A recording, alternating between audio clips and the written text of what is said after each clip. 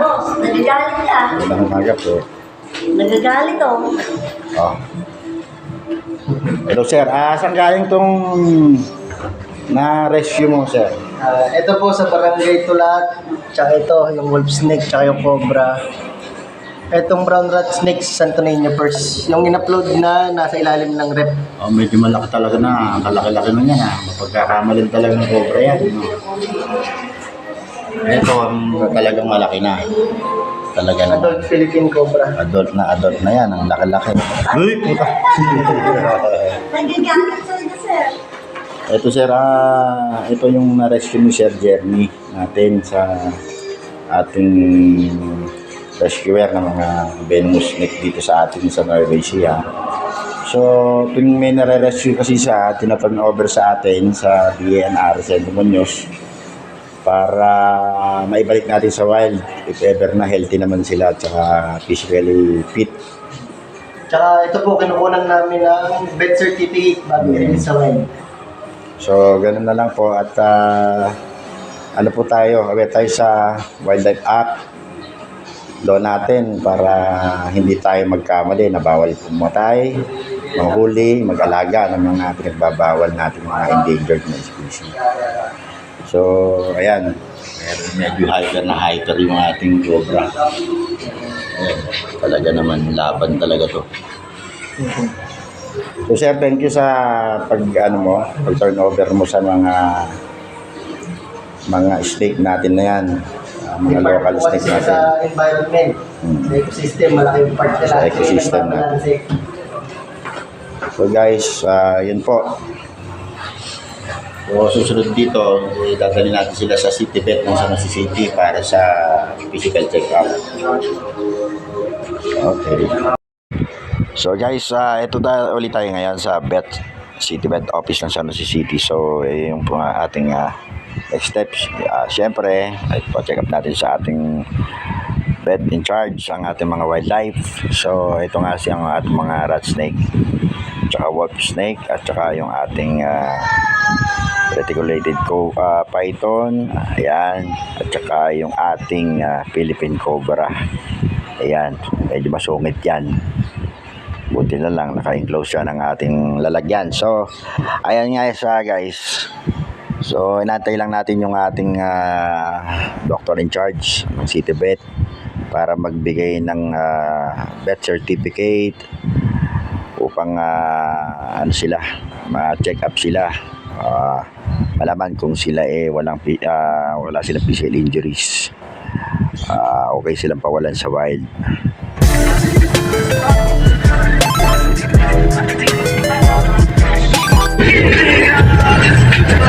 Guys, ito tayo ngayon matawid na naman tayo sa watershed area natin para ilis yung turnover sa atin ng mga Philippine cobra, rat snake, wolf snake. So, nakalikod lang natin ngayon. So, hopefully successful naman tayo ngayon sa pag-release sa kanila. Drive muna tayo ngayon. Sabit tayo ngayon sa watershed area ng mga Kapatangan. So ito na yung ating mga snake na tumunod ni Jeremy. So release muli natin ito sa wild. So ito nga sila ngayon. Ayan, so mag-aayos lang tayo ng gamit natin para sa pag-release. Medyo cautious tayo, wala tayong pamikot ngayon. Wala yung ating leather gear. So guys, ito muna tayo sa wolf snake. Medyo tulog lang po ito, pero siyempre kailangan natin ilayo sa pinagkunan natin para makasurvive sa mabuti. So ito muna una natin kawalan.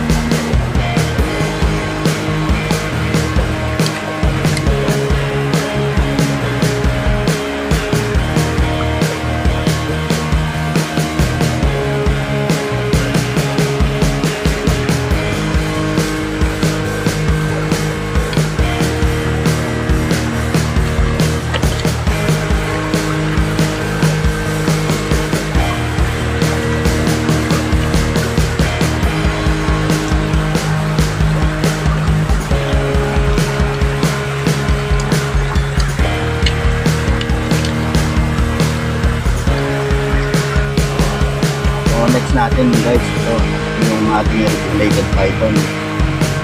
Medyo ito na to, namandot na. Ayan.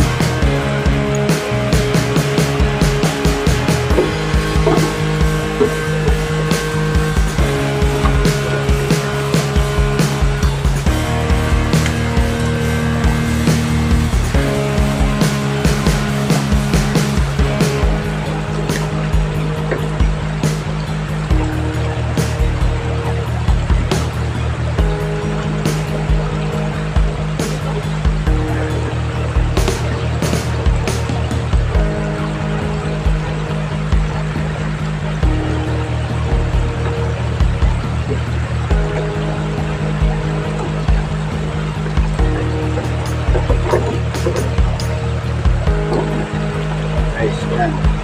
Ito ang ating reticulated python guys. Kawawalan na natin siya.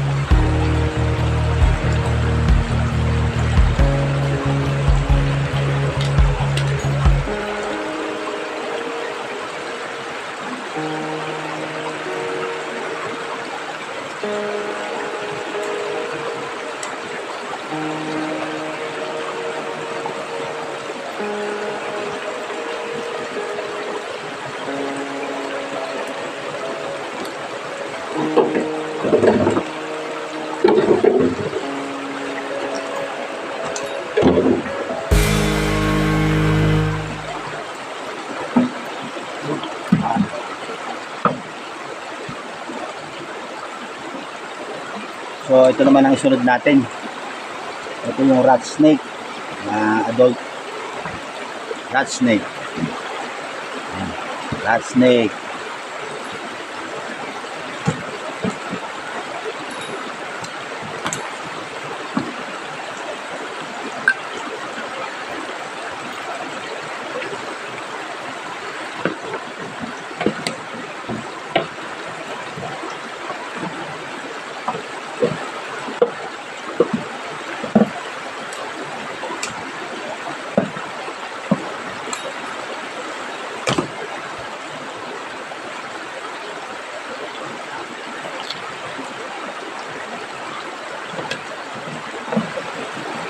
Yun, bilis.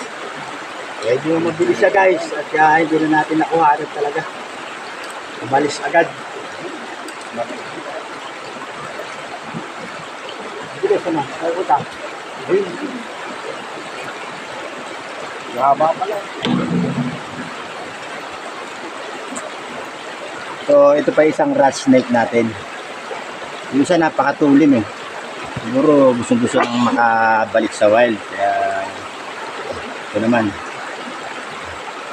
Oh, may female to, female. Medyo hindi naman siya aggressive.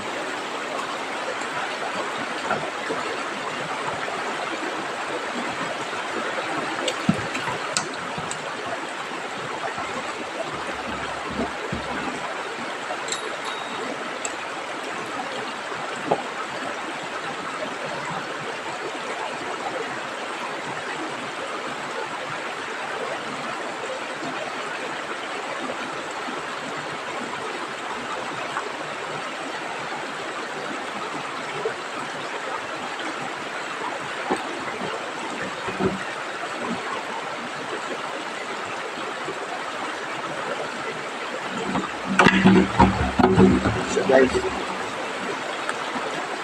ito ang ating rat snake. Nagwawala na siya, gusto niyang lulukas.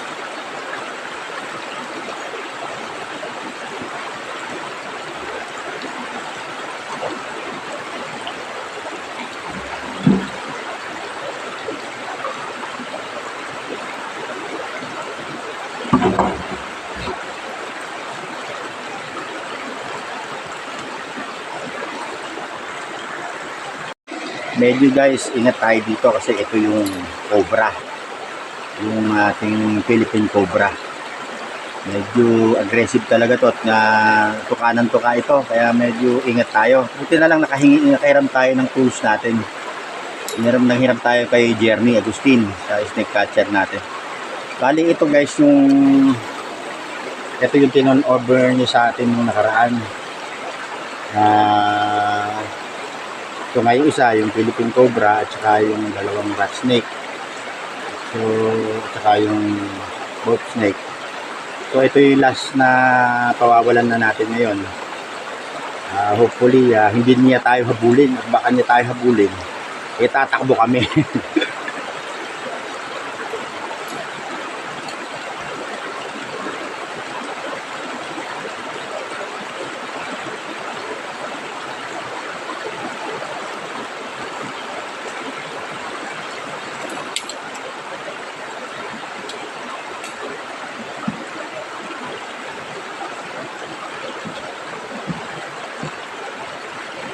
Medyo ingat tayo dito.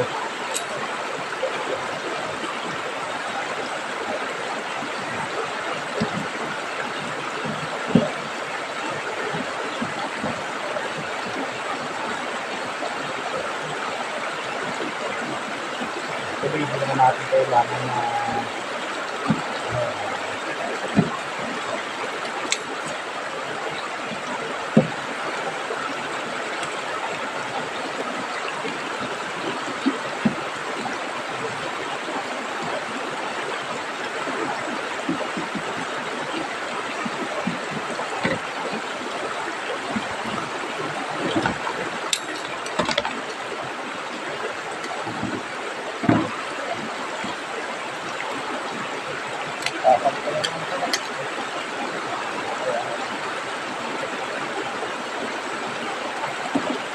So guys, napakabigat na ang ating cobra.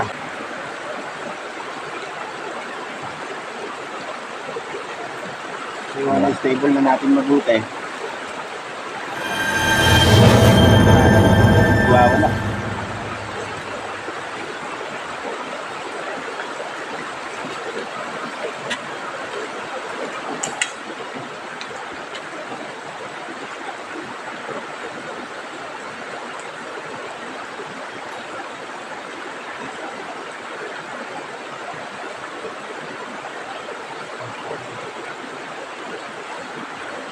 So guys, ayun na, napawalan na natin yung yung cobra. Medyo bumagsak pa yung ating camera kasi nga nagwawala siya, masyado kasing mahaba. So hopefully makasurvive sila dito sa wild.